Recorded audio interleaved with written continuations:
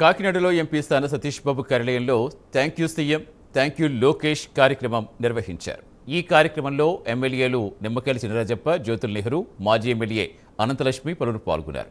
ఈ సందర్భంగా స్థాన సతీష్ బాబు ఏర్పాటు చేసిన ఆత్మీయ విందులో పాల్గొన్న మహిళలతో ఆయన భోజనం చేస్తారు.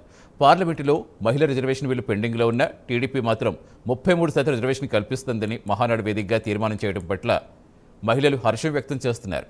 ఎన్టీఆర్ హయాం నుంచే మహిళలకు టీడీపీ సముచిత గౌరవం, ప్రాధాన్యం కల్పిస్తోందన్నారు. మహిళలకు రాజకీయ సాధికారతకు ఈ నిర్ణయం దోహదపడుతుందని తెలిపారు.